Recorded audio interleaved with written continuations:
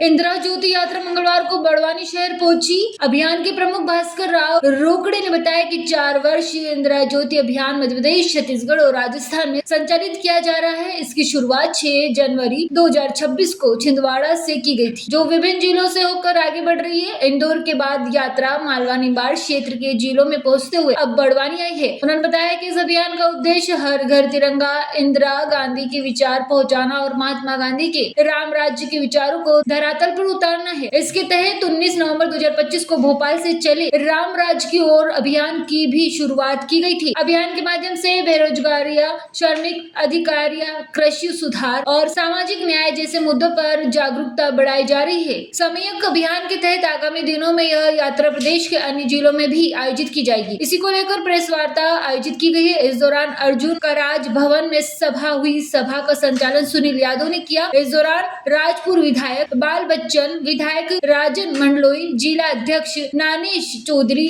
और पूर्व नगर पालिका अध्यक्ष लक्ष्मण चौहान सहित बड़ी संख्या में कार्यकर्ता मौजूद थे। ये इंदिरा ज्योति यात्रा जो प्रारंभ हुई है तो ग्रामीण क्षेत्र और जन जन तक कैसे पहुँचा? ये जो इंदिरा ज्योति यात्रा आज भास्कर राव जी हमारे बड़वानी में लेके आए हैं, उन्होंने एक रूपरेखा बनाई है।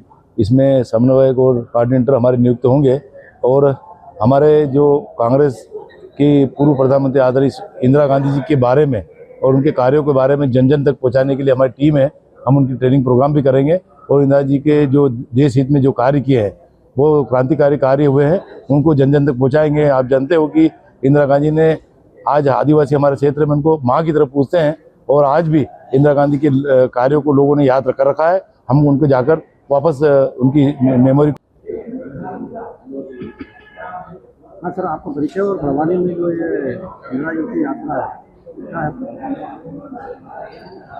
मैं ये जो सम्यक अभियान चल रहा है, इंदिरा ज्योति यात्रा उसी सम्यक अभियान के तहत चल रही है। चले राम राज्य की ओर अभियान संकल्प यात्रा चल रही है। इस अभियान का प्रमुख हूँ भास्कर राव रोकड़े। हम आपको ये बताना चाहते हैं कि सन 2014 के बाद में आउटसोर्सिंग प्रणाली से जो भर्ती की प्रक्रिया शुरू हुई, उससे हमारे युवा नौकरी तो कम, जो नौकरी करते करते डिप्रेशन के ज़्यादा शिकार हो रहे हैं, एंजाइटी के शिकार हो रहे हैं, परिवार बर्बाद हो रहे हैं। और परिवार में एक स्थिति ऐसी बन गई है, जो पिता अपने बेटे को जवान भी हो जाए तो बड़े प्यार से अपने पास बुला के बैठाता था और बड़ा विश्वास होता था कि मेरा बेटा कुछ करेगा, तो उनको लगता है कि मेरे बेटा कुछ नहीं कर रहा है। तो पिता और पुत्र के बीच में एक अविश्वास बनता है।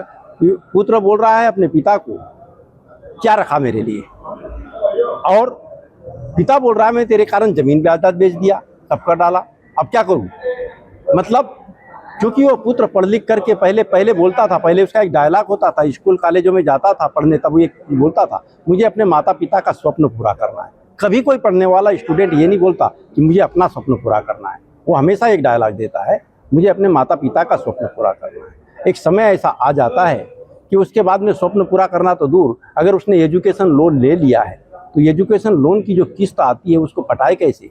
आउटसोर्सिंग के तहत जो नौकरी मिलती है तो जो ईएमआई एजुकेशन लोन के तहत होती है, उस ईएमआई से कम वेतन मिलता है। मेरे सामने दो ऐसे उदाहरण आए हैं कि कई बच्चे एंजाइटी के शिकार हो गए हैं और बाद में पिता ने अपनी सारी जो भी थोड़ी बहुत जमीन जायदाद बेच करके खुद नौकरी करके घर चलाने के लिए मजबूर होना पड़ा पिता को।